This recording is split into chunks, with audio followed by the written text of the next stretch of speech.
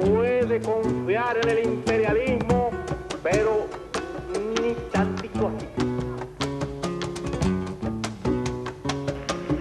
La historia es nuestra y la hacen los pueblos.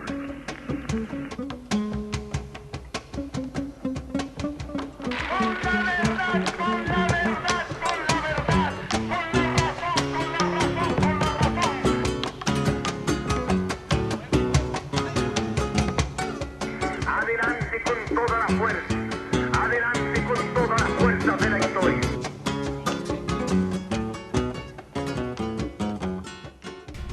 Bienvenidos y bienvenidas. Esta es la sexta entrega de Diálogos Nuestroamericanos.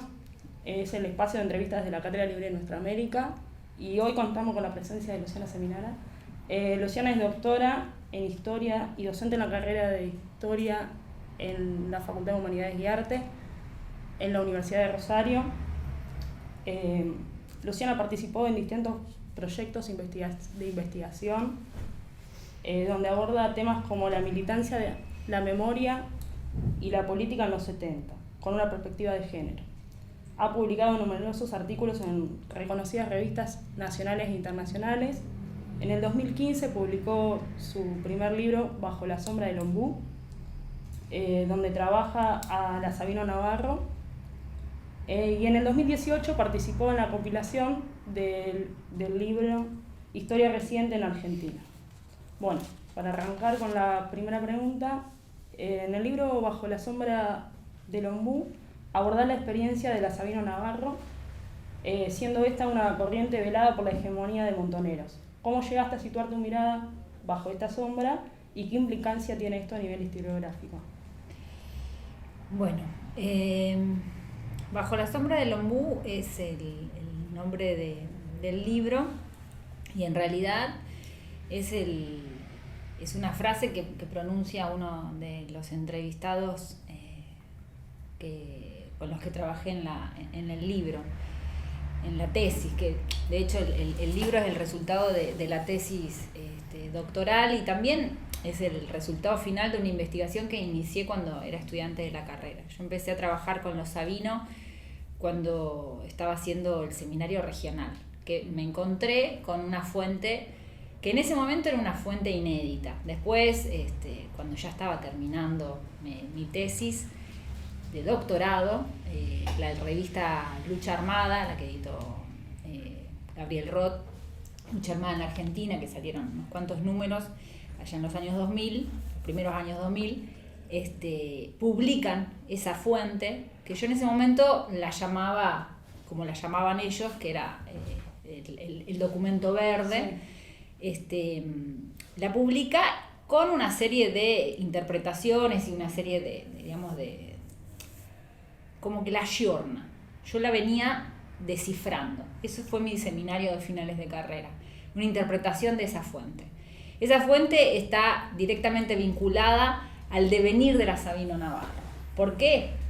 Básicamente porque la Sabino Navarro está desde sus inicios vinculada a Montoneros. Es la primera disidencia que tiene Montoneros, es una disidencia que se da en el año 71-72, esa fecha tiene que ver también con la fecha del documento, y ese documento es un documento que en un principio estos montoneros que firman este documento proponen para discutir con la dirigencia de Montoneros, que parte de ellos eran parte de la conducción de Montoneros.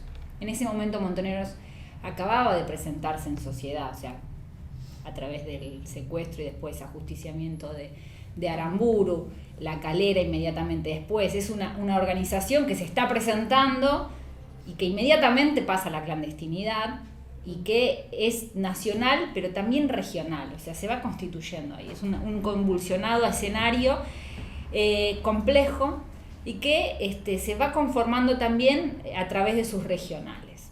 Todo medio mezclado, te lo estoy diciendo, pero bueno, yo fui armando la investigación también como fragmentadamente. En la medida en que iba entendiendo el proceso en el que fueron armando este documento y que lo fui descifrando, porque a mí me dieron un documento todo húmedo, escrito en clave, no entendía nada. La verdad es que no entendía nada. Llegué a eso porque mis padres habían militado en la Sabino Navarro, es un dato importante que no te había señalado, y que empiezo a leer y empiezo a intentar descifrar. Me ayudaron algunos de los ex militantes, pero básicamente no recordaban mucho las siglas, cómo interpretarlas y demás, entonces empiezo a reconstruir el contexto en el cual se había elaborado eso. Ese documento se elabora en la cárcel, entonces se saca de la cárcel a través de papelitos y lo reescriben afuera, en una máquina de escribir. Escrito en clave, entonces, como una forma de cuestionar y de redireccionar la política de Montoneros. Montoneros no toma esto de un buen modo y de alguna manera expulsa a la Sabino, digamos, lo que después va a ser la columna Sabino Navarro o la organización Sabino Navarro, que se rearma después, expulsa a estos que adscriben a este documento. Entonces quienes toman este documento como propio van a tratar de reagruparse desde las distintas regionales y tienen una experiencia disímil a Montoneros, pero siempre vinculada a Montoneros. De algún modo tratan de ser una superación en términos políticos, intentan ser una cuestión, digamos, más clasista, entienden que el sujeto histórico de la revolución es la clase, pero que en la Argentina esa clase es una clase adjetivada, un movimiento obrero que es peronista. No pueden entender, digamos, entienden que la clase obrera en Argentina ascribe al peronismo en términos identitarios, entonces hablan de la clase obrera peronista como sujeto histórico de la revolución. Y entonces ascriben también al alternativismo. Digamos, entienden que la organización pasa por el movimiento obrero independiente de las estructuras más burocráticas del movimiento peronista, que sería digamos, vinculado más al movimentismo. En ese sentido, van a tener una experiencia independiente de Montoneros, pero siempre de algún modo están ahí como marcados por el devenir de lo que fue su organización madre. En una de las entrevistas, vuelvo a la pregunta original, uno de estos entrevistados me dice, bueno, nosotros fuimos de algún modo una experiencia que intentó ser algo, pero Montoneros era como un ombú, y bajo la sombra del ombú no crece nada. O sea, ¿no? Como Sí, Montoneros significaba ese gran árbol que daba una sombra muy espesa. Sin embargo, ellos fueron un intento de una experiencia alternativa, en términos de generar un vínculo con la organización sindical, con experiencias propias del sindicalismo más combativo, clasista.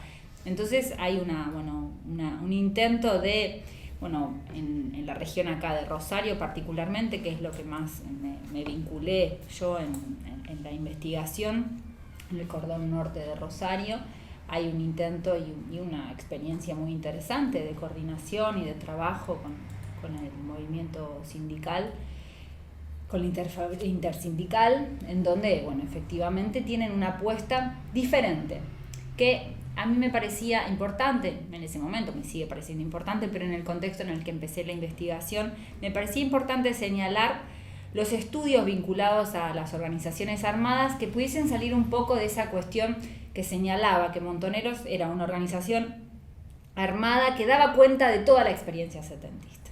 Entonces, había otras experiencias que daban cuenta también de la necesidad de vincular la política, las armas y la organización revolucionaria en ese contexto en particular.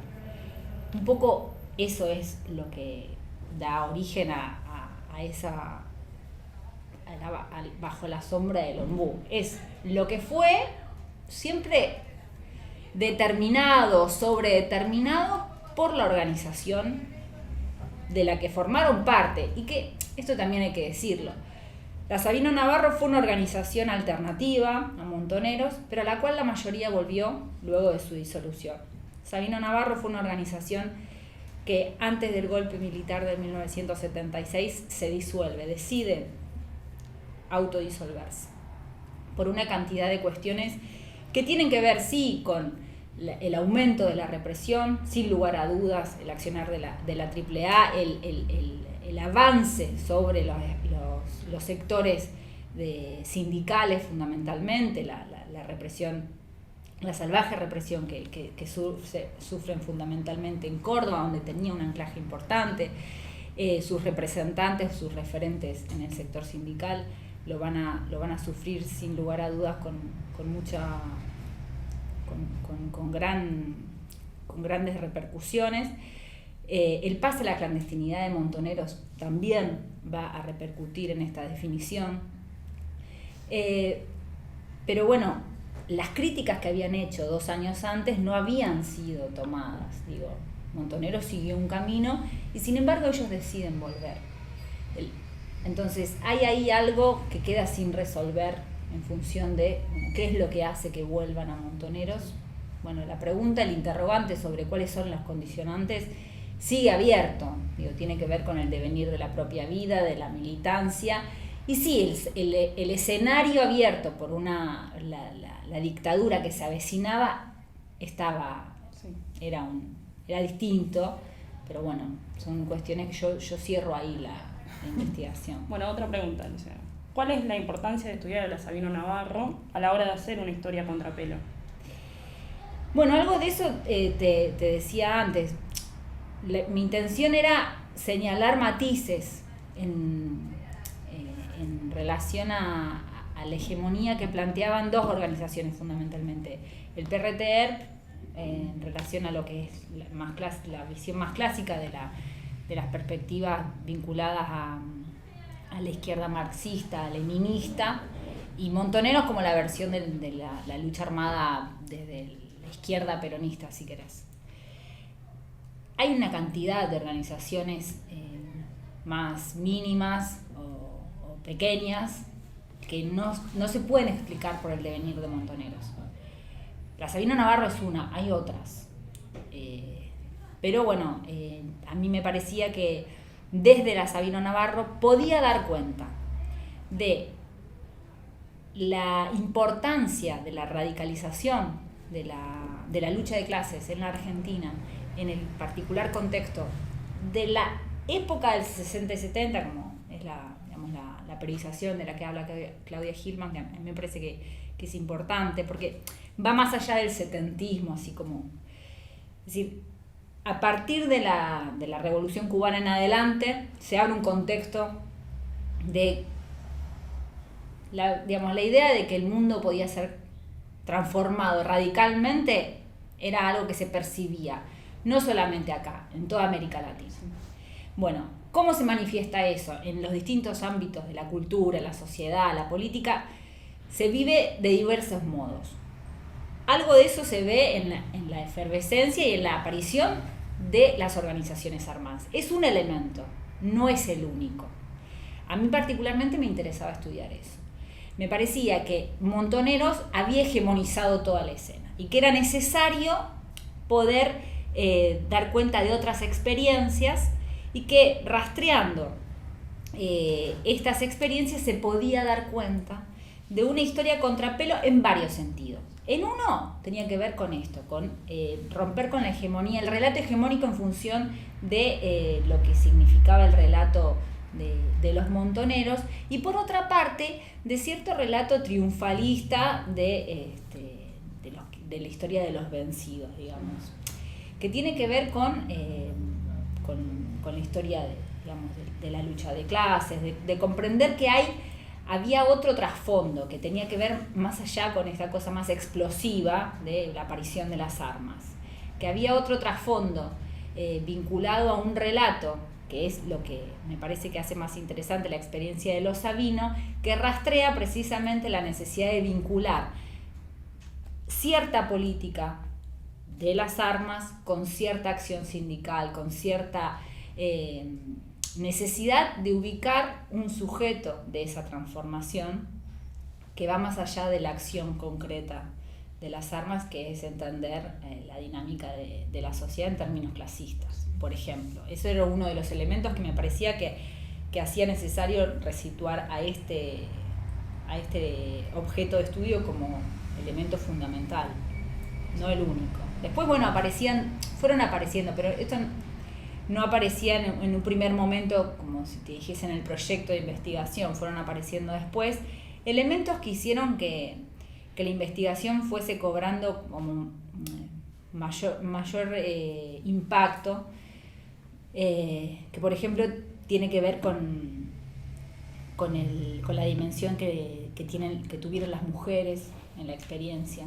que no es algo que yo le di demasiado lugar en la investigación, que fueron como rebotes que tuvo después.